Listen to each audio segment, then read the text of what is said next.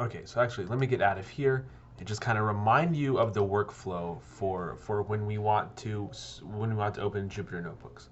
So I wasn't planning on doing that in this video, but I think it's a good idea. So you come here, open the Anaconda prompt. You want to activate your environment. So conda activate math 696 S24. Okay, so now I'm in this environment and I'm going to open a Jupyter Notebook, or I'm going to open the Jupyter Notebook program. Okay, and again, it'll open in a browser. It's going to take a second to do that.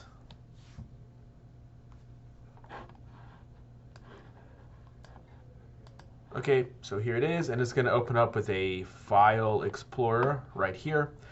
You figure out how you want to organize your files. As you can see, I have a lot of stuff disorganized here. Maybe I'll clean that up before the next video. But if you want to open a new Jupyter Notebook, you go here, New Notebook, and you can open it.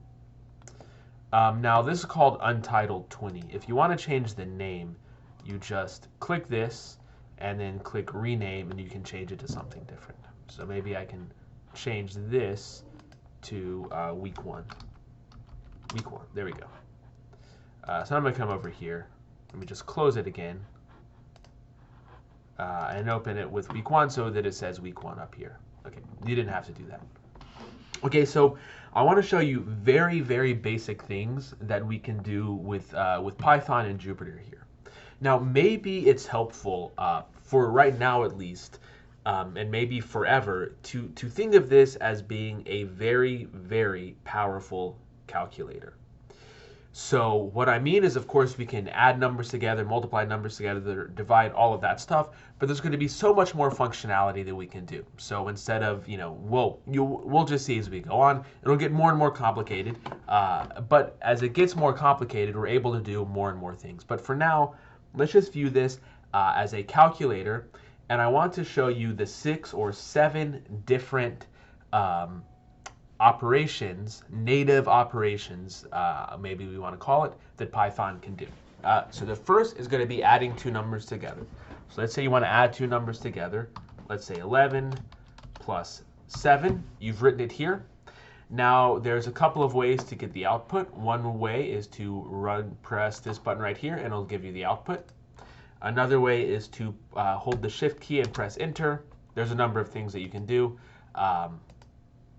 If you just, let's say I have 11 plus 6 here, and 11 minus 5, that's another operation we can do. If I do run, it's going to do all of them. Sorry, it's going to do this one. If I want to run this cell, I have to click in it and run it, and so on and so forth. Okay.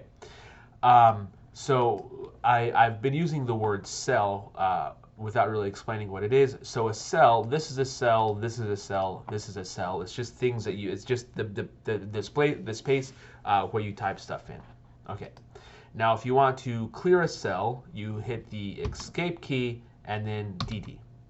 DD, DD. Okay, so now I'm back to just one cell there. So again, what I did, let's say I have 8 plus 6. If I want, 8 plus 6. 8 plus 6, if I want to run that, I do Shift Enter. Okay, it's 14. Let's say I want to make this look a little bit cleaner, so I just want to get rid of this cell with its output there. I'm going to do Escape DD. Whoops. Escape DD.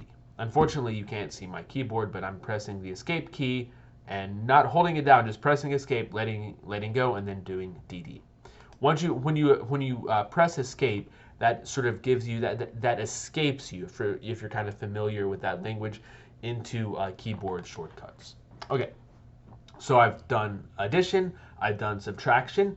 As you can probably imagine, there is multiplication. So 8 times 7, again, Shift Enter gives us 56. And there's division, 8 divided by 7. This gives us 1.14, so on and so forth. Okay, so those are the sort of basic 4 functions: add, subtract, multiply, and divide.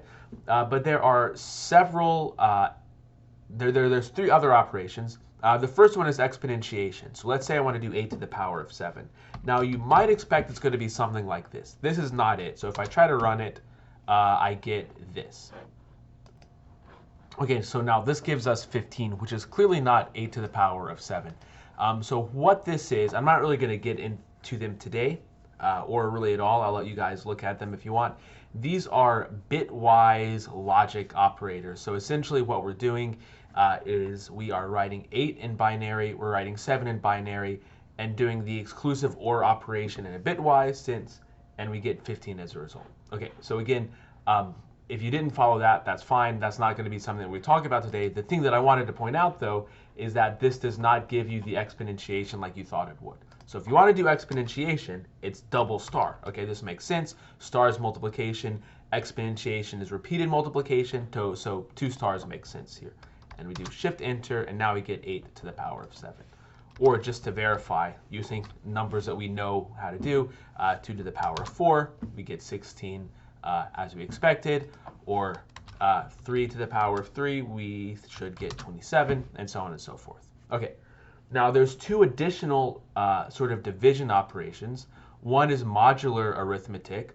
So let's say I want to do something like 15 mod 7. I should get 1, because if I do 15 divided by 7, I get 2 with a remainder of 1.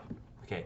If I do 15 modulo 5, I should get 0. If I do, I don't know, 15 modulo 6, if I do 15 divided by 6, I guess I'm going to get a 2 remainder 3, and so on and so forth. Okay, and finally, the last division operator that we have is floor division. This is double divide. So when I say double divide, I mean we're going to use the backslash twice. So 8 backslash 7, what we get is just 1. So it takes the integer part of the answer. So if I do something like, let's say 9 divided by 8, I get 1.125. 9 divided by 8 here, I get 1. If I do, let's say 9 divided by 5, I'm going to get 1.8. But if I do 9 divided by 5 here, I'm also going to get 1. Okay, so it's called floor division. It doesn't round, it just takes the integer part of the answer. So here we did 9 divided by 8, it's 1.125. Floor divide just takes 1.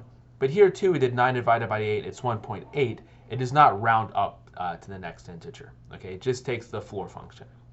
Okay, so again, this is something that as we will see will be very helpful.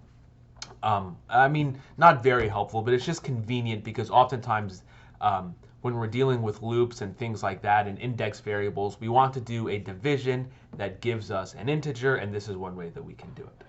Okay, so that's what I want to talk about in this video. You're probably thinking, well, okay, this isn't much better than a calculator. Obviously, I think you would expect that we're going to be doing more. What I want to do in the next video is introduce the concept of packages very briefly, so that we can do things like square root and sine and stuff like that. Okay, so I'm going to talk briefly about that. Sorry, I'm going to talk about that in the next video, but that's it for now.